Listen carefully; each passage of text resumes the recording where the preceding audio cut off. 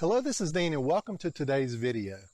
You know, when it comes to watching how-to YouTube videos, I bet I'm no different than you. I'll watch certain videos and I wonder, why did they do it that particular way? I want to do it this way, and I get hard-headed about it. Sometimes that pays off and sometimes it doesn't. Such is the case with today's video. These mid-frame heat deflectors from Harley Davidson can be bought online for less than $20. Or you can buy them from Harley Davidson from anywhere from $90 to $100. So what's the difference? The difference is in the hardware that comes with the kit. Now you can do this the easy way or you can do it the hard way, and I'm going to show you both, so let's get after it. These are the third-party heat deflectors I ordered off eBay for $17. One YouTuber measured the heat coming off the rear cylinder of a Harley touring bike at between 700 and 800 degrees. Having that kind of heat radiating up your right hamstring is not only uncomfortable, but on a hot day downright painful. These deflectors are made from what feels like ABS-type plastic and are gloss black.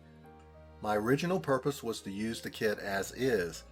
However, right off the bat, one of the shortcomings I found is obvious. We will need 8 fender washers and only 4 are provided.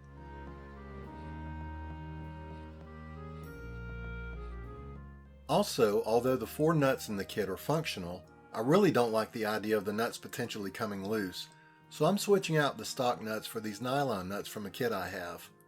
Also, note here the additional fender washers I purchased. As my regular viewers know, I like to pre-wax parts while they're easily accessible.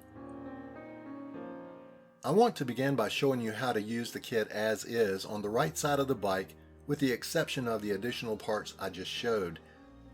The hex-headed bolts in the kit fit all the holes in the frame, from the very top to the hex-shaped hole below my finger here. Shown next are the hole mounting options molded into the right side deflector. And this is the location of which it will ultimately fit. Next, I hold the deflector in place while checking the hole alignment. This kit uses the topmost hole shown here, aligned with the topmost hole in the frame, and the bottom hole aligns with the hex-shaped hole at the very bottom of the frame.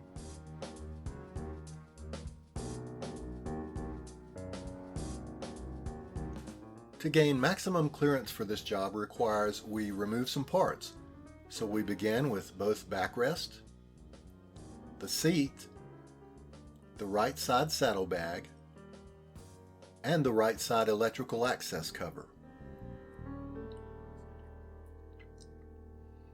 It's going to be difficult given the angles to hold the bolts and washers in place, so I decided to use some painter's tape to help out.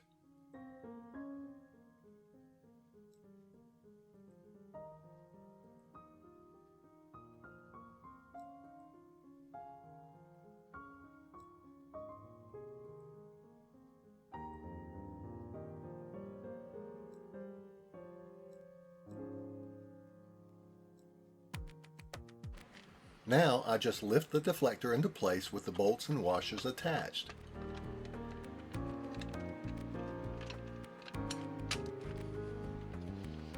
And use some more painter's tape to hold the deflector in place while attaching the washers and nuts.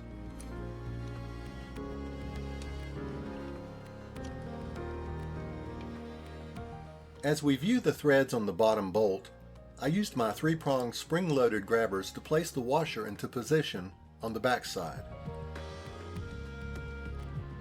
I grabbed the nylon nut at an angle and held it in place while I used my other hand to turn the bolt until it grabbed onto the nut.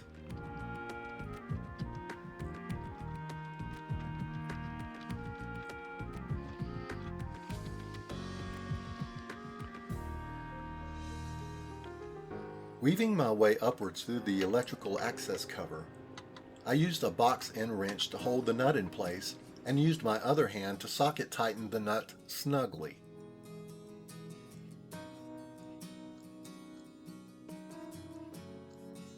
Little did I know this was going to be the easiest connection.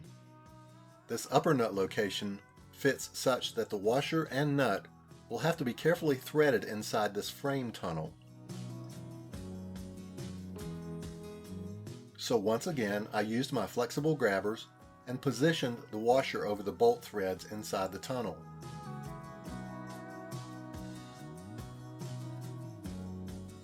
I followed that up by using the same procedure on the nut as before.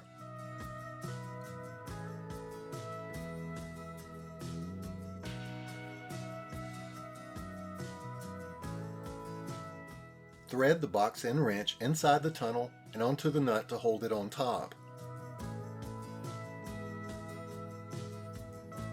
On this top bolt, we don't have clearance enough behind the cylinder head for the socket wrench, so we merely use an additional box end wrench.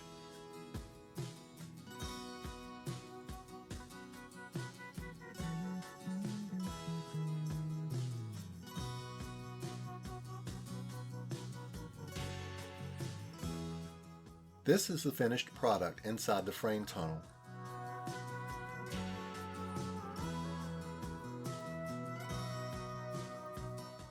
Now, all the painter's tape can be removed. Note as we complete the right side, this is the final shot of the bottom and top bolt in place. And we get a preview of how nice the deflector is going to look, having reinstalled the electrical access cover and right side saddlebag. Part of what makes the $90 version of this kit easier to mount is the hardware. Fortunately, this hardware can be purchased for just a couple of dollars. Here on the left side, the story is the same. The topmost bolt in the deflector goes here, and the bottom bolt here, again in the hex frame opening. One difference on this side is the molded clip, which will hold the outermost spark plug wire. Because the existing frame clip is in the way, it must first be removed.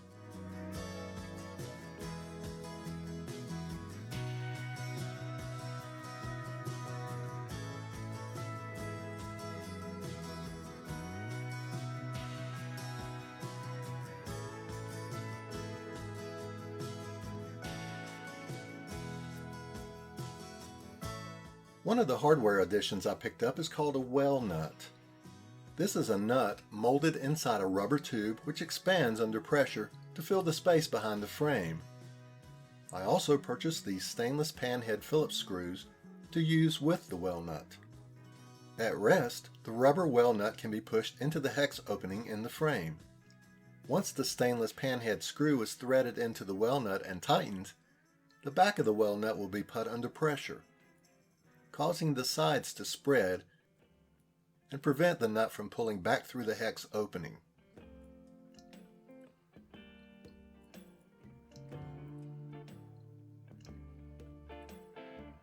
Observe how easily this goes into place. Here at the top, you'll see a large hole in the frame located above and beside our topmost bolt opening. Behold the other trick connector that comes with the expensive kit. This is called a U-nut or speed nut. This particular size cost about $1 and threads up perfectly with the bolts in the kit. Feed the speed nut into the large frame hole like this, point it down and to the side, and press it toward the top bolt hole.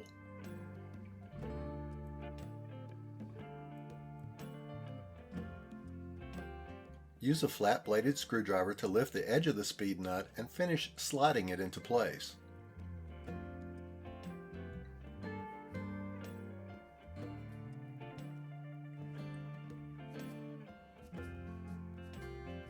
This is just a trial fit of the bolt, and ladies and gentlemen, we are ready to mount the deflector on this side.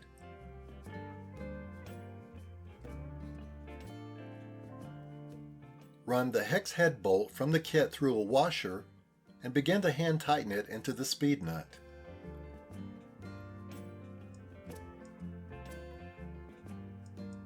Now the beauty of the left side top mount is that you may use a socket wrench, a boxed end wrench on this side, or reach through the engine compartment behind the rear cylinder. Feed a panhead stainless screw through a washer, then through the bottom deflector opening into the well nut. In hindsight, I should have purchased hex head screws instead of Phillips,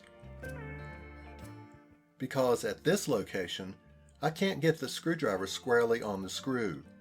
I get it started and snugged up, but have to finish tightening by using a Phillips bit and tightening with a small carburetor wrench. See how the end of the screwdriver is slipping? With both bolts tightened, all that's left to do is clip in the spark plug wire.